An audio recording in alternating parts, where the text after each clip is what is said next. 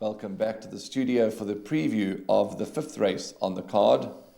Race 5 is going to be run at 14:20, 20 minutes past 2. It's a 73 handicap over 1,000 meters. And as we always do when we're doing these preview shows, when one of us have a runner, we talk about our runners.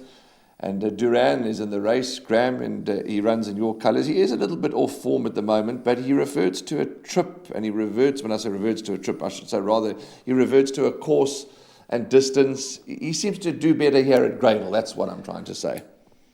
Yeah, but he seems to have lost his enthusiasm for racing in the last 3 starts, and perhaps the sands of time are running out for number 3, Duran. That being said, this is his preferred course and distance, and he's got a nice draw, so obviously we're hoping for the best, but he's not 25-1 for nothing. Sure. That's about pretty much sums up his chances accurately. So we're more hopeful than confident. We have been confident with him in the past, and he's delivered, but he seems to have lost his way quite badly. And I think actually, I don't want to speak out of turn, but if he runs another very indifferent race, this could be the end of the road for number 3, Duran. Yeah, okay, well that's feedback we want to hear, and let's wish you all the very best, you and your partners. Okay, but let's talk about the rest of them.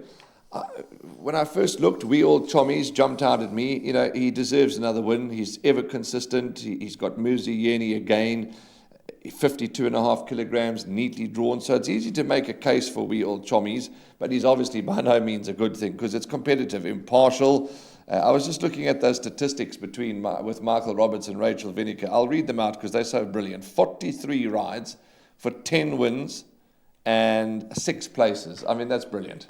Yeah, she's riding really well, and that, of course, probably these stats exclude the double that she rode on the weekend. They would have. And I see she's off to Turfentine on Saturday, so she's starting to get the call from around the country as Rachel Vineker, and she's on board impartial from the best of the draw. Big runner. Fateful Day, impressive win, 3rd time of asking, beating Soweto Rose, who came out to frank that form. We All Chommies you've mentioned.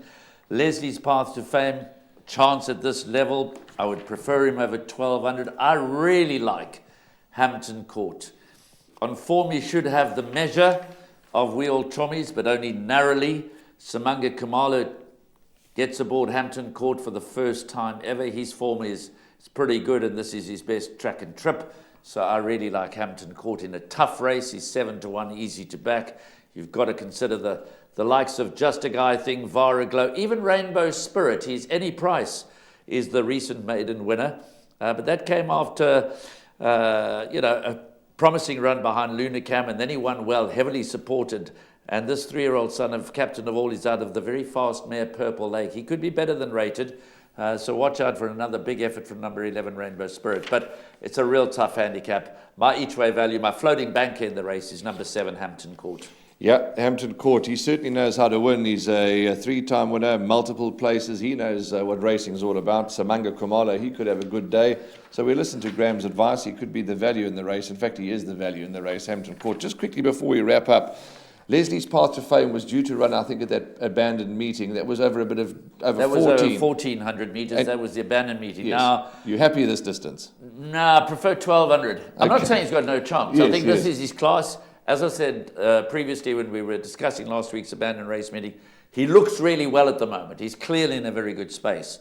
And Billy Jacobson rode an absolute peach of a race on him when he beat What a Blast by half a length. I'm just not sure that 1,200 is not better for him than 1,000 metres. But having said that, of course, he's won twice from 8 starts over the course and distance. He's won 6 races. He's a seasoned campaigner, so you can't ignore him. This is a very, very tricky handicap. And it wouldn't surprise me to see him follow up. Well, that's why we do these preview shows, because I was going to be taking as many boxed exactors, impartial, and We All Chommies that I could afford. And now listening to Graham, I'm throwing in Hampton Court. So instead of boxing impartial and We All Chommies, I'm going impartial, We All Chommies, and Hampton Court in a 3-way boxed exactor. That's why we do the shows, to help one another, and of course to help you, the punter. My name is Beston. I live in Cape Town. Also, I do delivery. Interbet helped me to realize my dreams. Now I have my own delivery vehicle, and I'm able to do the removal in and around Cape Town.